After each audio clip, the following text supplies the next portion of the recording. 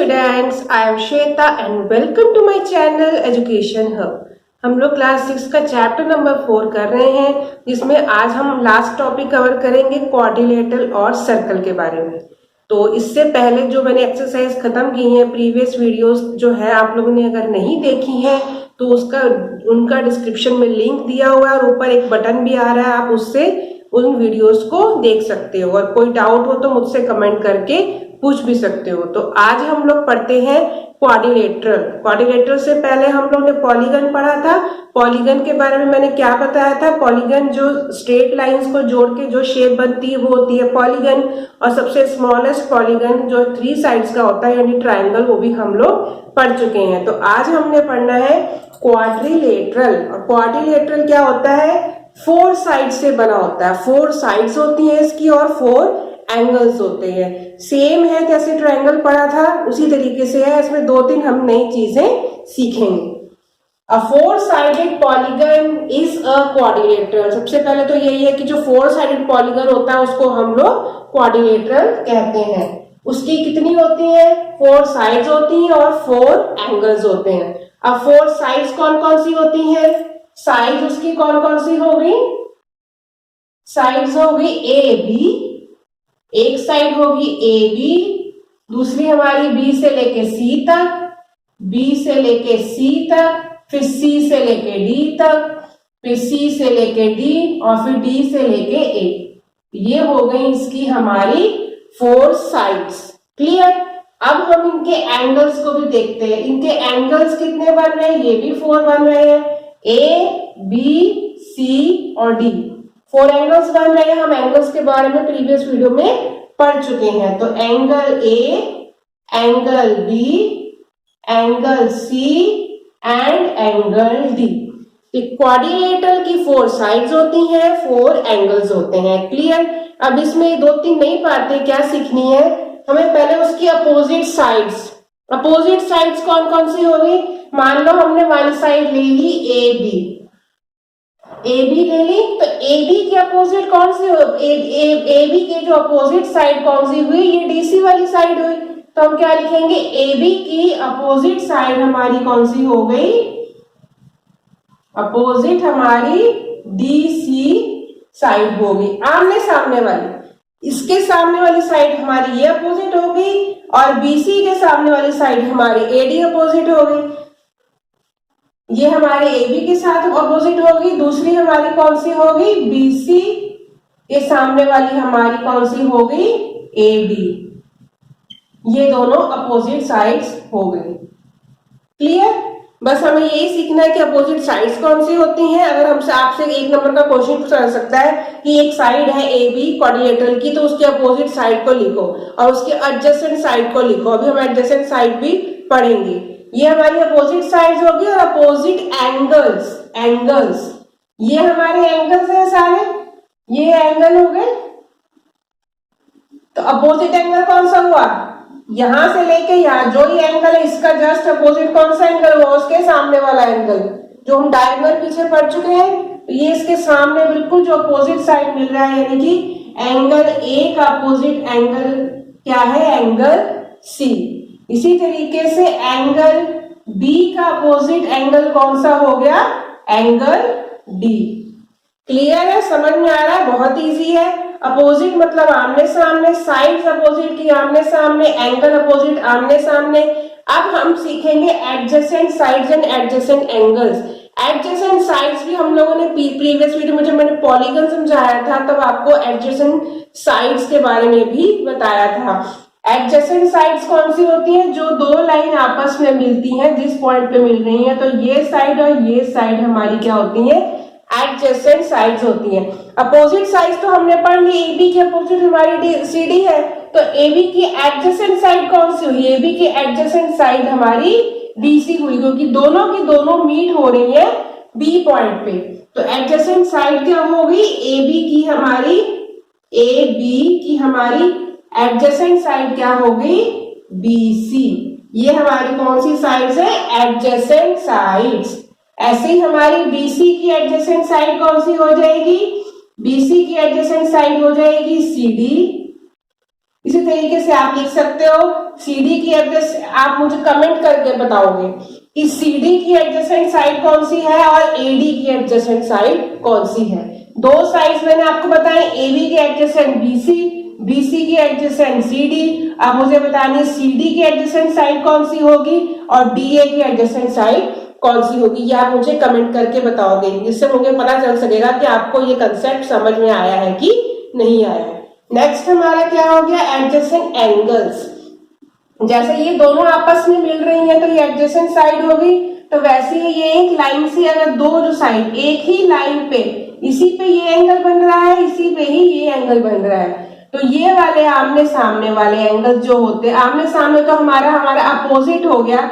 यहाँ एक ही लाइन पे जो दो एंगल बन रहे हैं, एक एंगल ये एक एंगल ये, एक ही लाइन पे दोनों एंगल जो बनते हैं वो हमारे होते हैं एडजेसेंट एंगल्स। तो एंगल ए का कौन सा एडजेसेंट एंगल हो गया, एंगल बी। एंगल बी का कौन सा एडजेसेंट एंगल हो गया, एंगल सी। और एंगल सी का कौन सा एडजेसेंट एंगल हो गया, इसके साथ वाला एंगल डी।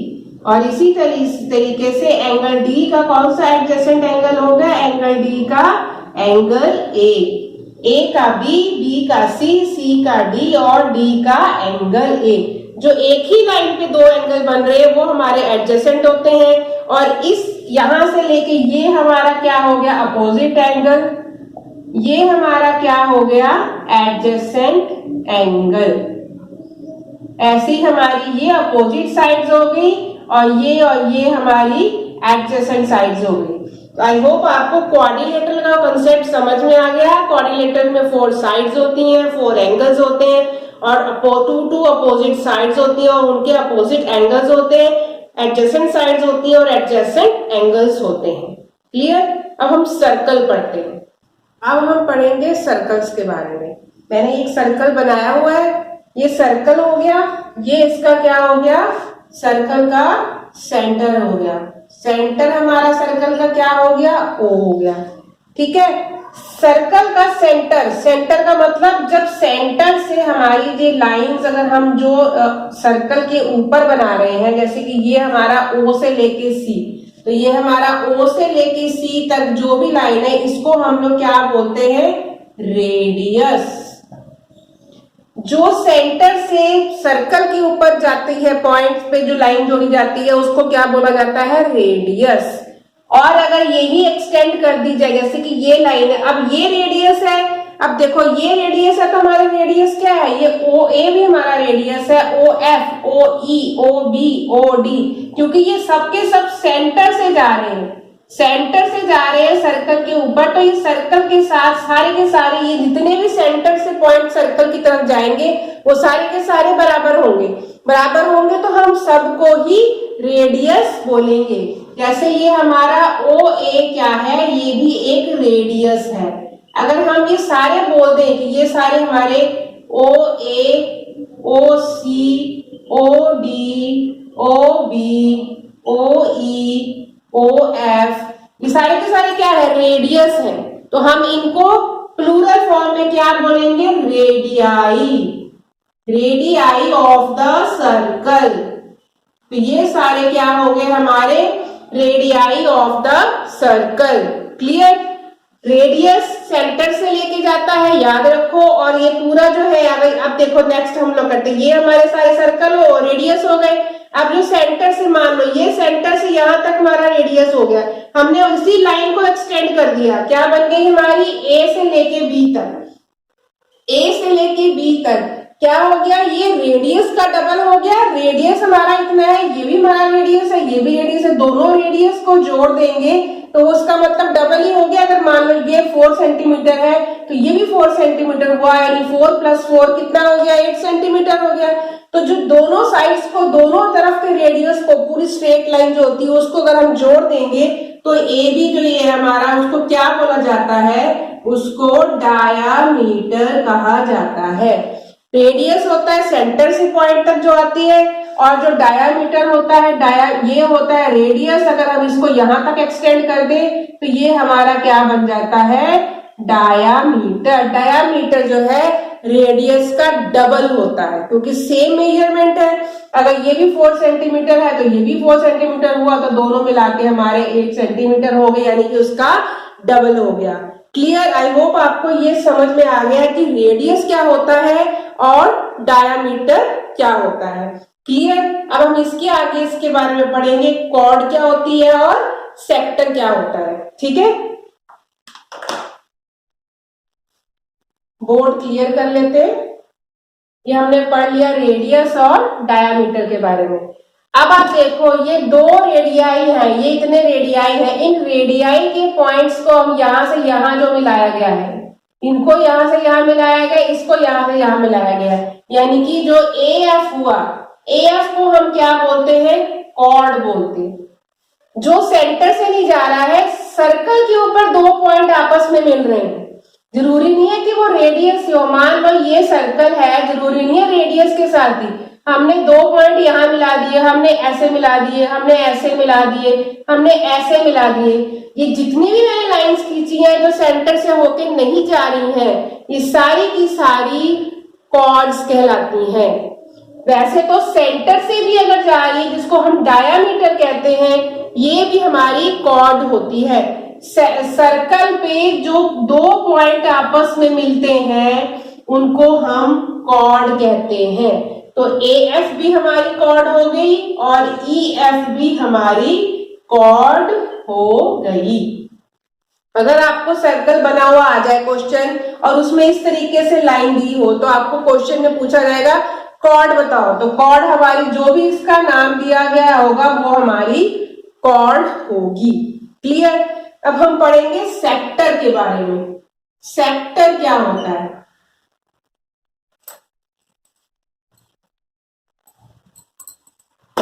अब ये हमारा सर्कल है, ठीक है, यहां से लेके यहां तक तो हमारी कॉर्ड हो गई, पर जो इस सर्कल के इस पॉइंट से लेके इस पॉइंट तक जो ये वाला हिस्सा है, ये वाला हिस्सा ऊपर सर्कल के ऊपर ही जो हिस्सा आ रहा है, ये P है, ये Q है, जो सर्कल पे ही हिस्सा आ रहा है बनके, उसको हम बोलते हैं PQ सेक्टर। और उसके ऊपर निशानी क्या बनती है? ऐसे वाली निशानी बनती है, इसको हम बोलते हैं आर्क।